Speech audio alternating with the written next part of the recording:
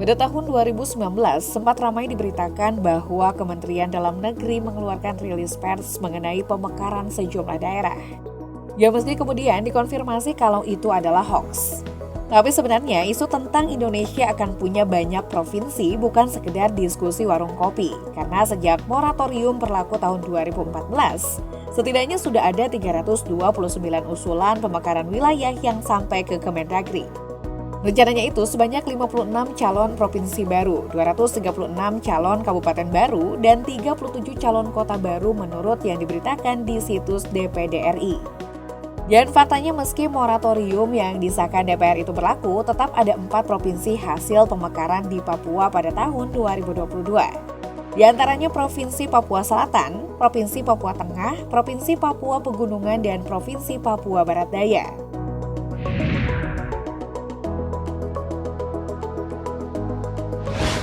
Sebenarnya bukan cuma di Papua, di Sumatera beberapa sudah diusulkan dan digodok untuk dimekarkan.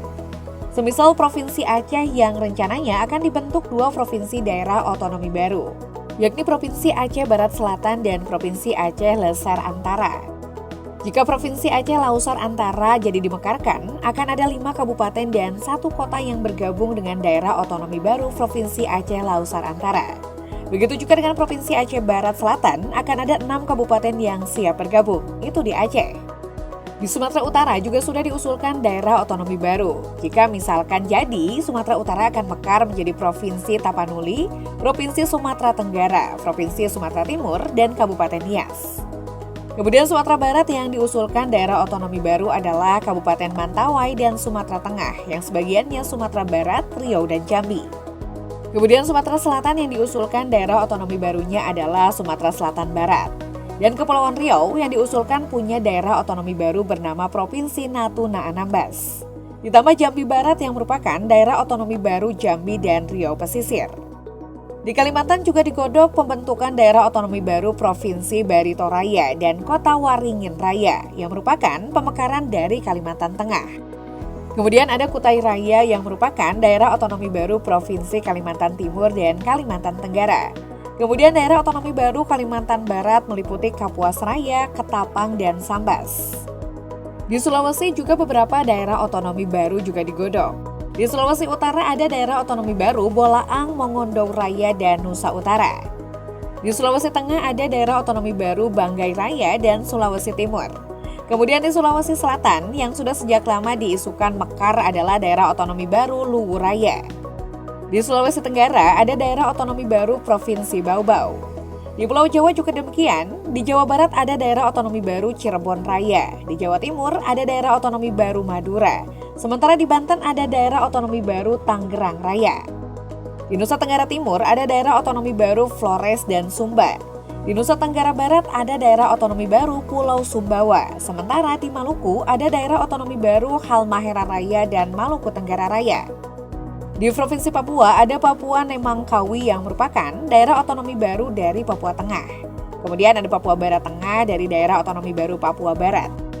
Dan kemudian Tabi dan Papua Utara atau Teluk Cendrawasih yang merupakan daerah otonomi baru dari Provinsi Papua. Sehingga ada total 37 calon daerah otonomi baru yang sudah dibentuk kepanitiaan pembentukan daerah otonomi baru atau sudah pernah dibahas atau didukung oleh pemerintah pusat maupun daerah. Jika semua disahkan ditambah dengan 38 provinsi yang sekarang, Indonesia bisa punya 75 provinsi.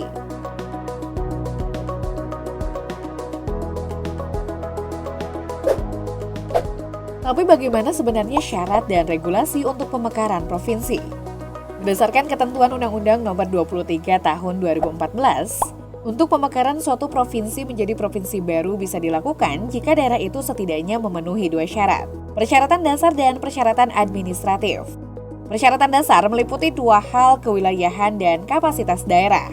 Aturannya, kalau untuk calon provinsi paling sedikit itu ada 5 daerah kabupaten atau kota. Sementara untuk batas usia minimal bisa dilakukan pemekaran provinsi adalah 10 tahun terhitung sejak pembentukan. Kalau untuk persyaratan administratifnya juga ada 2 syarat utama. Untuk provinsi, pengusulannya harus lewat 2 tahap. Tahap pertama persetujuan bersama DPRD kabupaten atau kota dengan bupati atau wali kota yang akan masuk dalam cakupan wilayah daerah persiapan provinsi. Tahap kedua, persetujuan bersama DPRD Provinsi Induk dengan Gubernur Daerah Provinsi Induk. Sebagai contoh, pemekaran Provinsi Tangerang Raya. Sudah 10 lebih wacana pemekaran dan pembentukan Provinsi Tangerang Raya digulirkan oleh sejumlah tokoh, bahkan sudah terbentuk Badan Koordinasi Pembentukan Tangerang Raya. Kendalanya karena kawasan Tangerang Raya baru meliputi Kota Tangerang, Tangerang Selatan, dan Kabupaten Tangerang.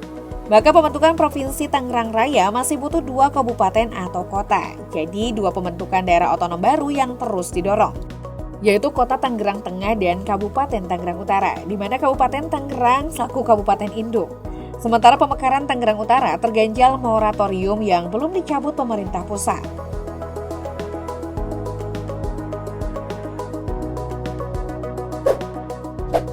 Sekarang pertanyaannya begini, kenapa harus ada pemekaran provinsi? Kalau kita bicara kenapa harus ada pemekaran provinsi? Alasannya adalah untuk meningkatkan kesejahteraan rakyat melalui peningkatan pelayanan, percepatan demokrasi, percepatan perekonomian daerah, percepatan pengelolaan potensi daerah, peningkatan keamanan dan ketertiban, serta peningkatan hubungan serasi antara pusat dan daerah. Salah satu contoh pemekaran wilayah provinsi seperti yang sudah kita singgung di awal tadi, Indonesia punya 4 provinsi baru pada 2022 yang merupakan hasil pemekaran wilayah di Papua. 4 provinsi baru itu adalah Papua Selatan, Papua Tengah, Papua Pegunungan, dan Papua Barat Daya.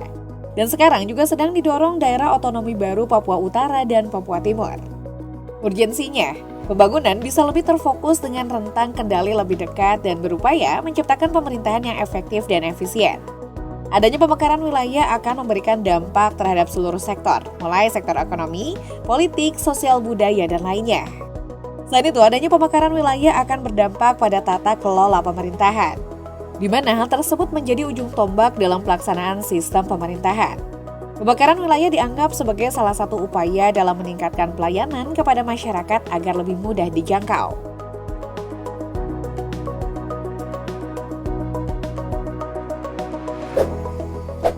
Meski pemekaran memberikan banyak manfaat yang bisa menyentuh langsung kepada masyarakat lokal, pemekaran wilayah juga secara otomatis berdampak secara langsung terhadap anggaran pendapatan dan belanja negara dan anggaran pendapatan dan belanja daerah.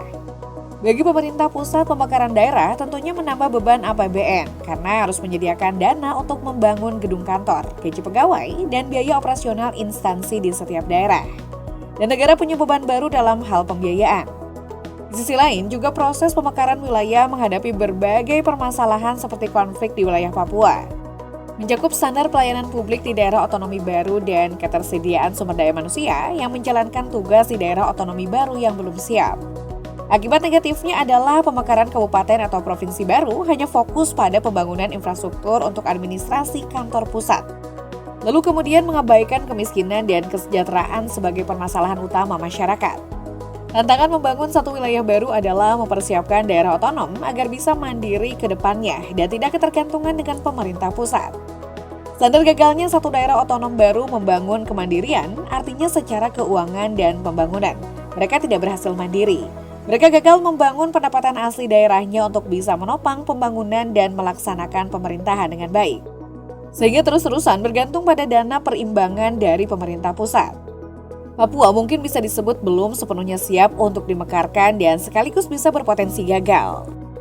Alasannya, kemampuan penyelenggaraan pemerintahan daerah di Papua yang masih terbatas dibandingkan daerah lain di Indonesia, terutama pada aspek pencegahan korupsi.